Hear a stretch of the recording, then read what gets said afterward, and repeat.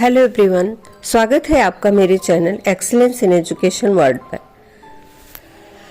संकल्प शक्ति और चरित्र निर्माण में संकल्प शक्ति का महत्वपूर्ण स्थान है। संकल्प शक्ति एक ऐसी शक्ति है जिसके द्वारा व्यक्ति नैसर्गिक मनोवृत्तियों को नियंत्रित कर उन्हें समाजोपयोगी बनाता है। व्यक्ति के मन में अनेक प्रकार की इच्छाएं उठा करती हैं, तब वह उन्हें प्राप्त करने के साधनों पर विचार करता है। विचारों के साथ कई प्रकार के आवेग भी उत्पन्न होते हैं जो कि विभिन्न इच्छाओं को जन्म देते हैं। ये इच्छाएं एक साथ प्रकट होने के लिए बेचैन हो उठती हैं। यदि ये इच्छाएं एक दूसरे के विपरीत होती हैं तो मन में द्वंद्वात्मक स्थिति पैदा हो जाती है। इस द्वंद्व का निर्माण जो शक्ति करती है उसे ही संकल्प शक्ति कहते हैं। इच्छा को कार्यान्वित करने वाली शक्ति ही संकल्प शक्ति है। मन की द्वंद्वात्मक स्थिति में विचार विमर्श या चिंतन के बाद जिस प्रवृत्ति या क्रिया को व्यक्ति अपनाता है उसी के अनुसार वह कार्य करता है। द्वंद्वात्मक स्थिति में जब दो इच्छाएं प्रकट होने के लिए बलवती हो उठती हैं, उस समय व्यक्ति के सामने यह प्रश्न उठता है कि मैं इसे करूं या उसे करूं। उससे दो में से एक का चुनाव करना पड़ता है। उसके सामने दो ही मार्ग होते हैं। संकल्प शक्ति यह निश्चित करती है कि किस मार्ग का अनुसरण किया जाए। यहाँ एक निश्चय या संकल्प का सहारा लेना पड़ता है या निर्णय करना पड़ता है। हमारी अतृप्त इच्छाएं वासना के रूप में अचेतन मन में उपस्थित रहती हैं, जो कि हमारे व्यवहार को प्रभावित करती हैं। इन इच्छाओं का मूल आधार, मूल प्रवृत्तियां जो कि बड़ी तीव्र होती हैं, प्रायः ये हमारे आदर्शों और निर्धारित मार्ग में बाधक बनती हैं। इन मूल प्रवृत्त्यात्मक इच्छाओं पर नियंत्रण प्राप्त करने वाली शक्ति को संकल्प शक्ति कहते हैं। प्रायः जब हमारी नैसर्गिक प्रवृत्तियां या तृप्त इच्छाएं वासना के रूप में अवचेतन स्तर से हमारी संगठित आत्मा को नीचा दिखाने का प्रयास करती हैं, तब संकल्प शक्ति ही इन प्रवृत्तियों पर विजय प्राप्त करती है। किंतु यदि हमारी संगठित आत्मा सक्रिय नहीं है तो हम इन इच्छाओं पर नियंत्रण नहीं कर सकते। संकल्प शक्ति उस समय दिखाई देती है जब हमारा संगठित आत्मा यानी स्व क्रियाशील हो जाता है। इस प्रकार व्यवस्थित मानसिक संगठन के पीछे जो शक्ति विद्यमान होती है वह मूल प्रवृत्त्यात्मक इच्छाओं या वासनाओं को नियंत्रित करती रहती है और निर्बल विचारों और धारणाओं को सबल बनाती है। इस प्रकार हम कह सकते हैं कि संकल्प शक्ति वह शक्ति है जो द्वंद्वात्मक स्थिति के समय किसी कार्य को चुनने के लिए और निर्णय देने के लिए प्रकट हो जाती है। यहाँ एक उदाहरण से स्पष्ट हो जाता है कि एक गरीब विद्यार्थी की परीक्षा निकट है। वह बड़े परिश्रम से परीक्षा की तैयारी कर रहा है। उसके मित्रों ने उससे चलचित्र देखने के लिए आग्रह किया। वह सुंदर और शिक्षाप्रद है ऐसा बताया।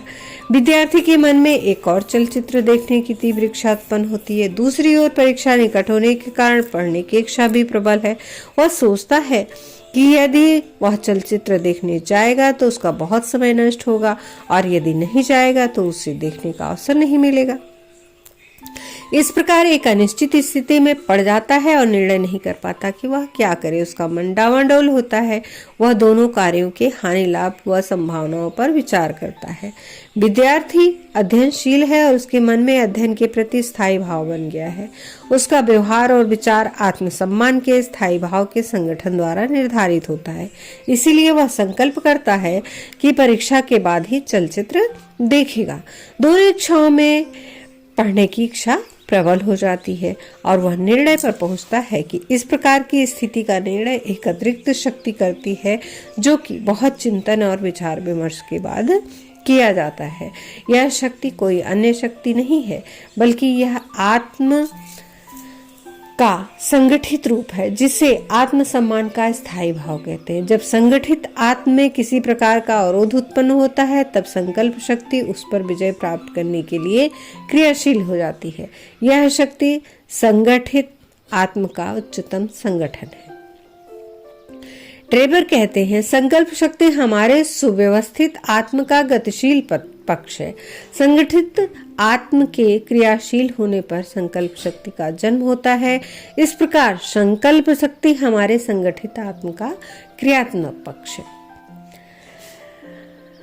एंजल कहते हैं संपूर्ण मस्तिष्क की क्रियाशीलता संकल्प शक्ति। संकल्प शक्ति की क्रिया में व्यक्ति का व्यक्तित्व निहित है, यह चरित्र का आधार है। संकल्प शक्ति निम्न प्रवृत्तियों पर विजय प्राप्त करके उच्च प्रवृत्तियों के मार्ग को प्रशस्त कर देती है। चरित्र के सम्यक विकास के लिए संकल्प शक्ति को दृढ़ करना आवश्यक है। इसके लिए विचार और निर्णय शक्ति का विकास करना आवश्यक है। संकल्प शक्ति को दृढ़ करने के लिए विभिन्न प्रकार से छात्र को सहायता देनी चाहिए।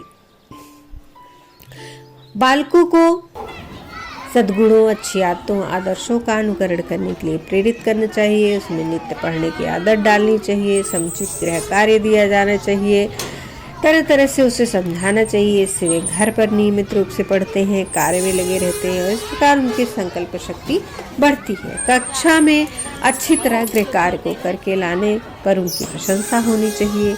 अधिक परिश्रम करने के लिए प्रोत्साहित करना चाहिए। संकल्प शक्ति को दृढ़ करने के लिए निर्णय शक्ति का विकास करना आवश्यक है। निर्णय के विभिन्न प्रकारों में विवेक युक्त निर्णय श्रेष्ठ होता है।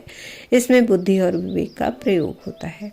इसमें किसी कार्य के गुण अवगुण या हानि लाभ के संबंध में विचार किया जाता है और विचार विमर्श विकसित नहीं हो पाता।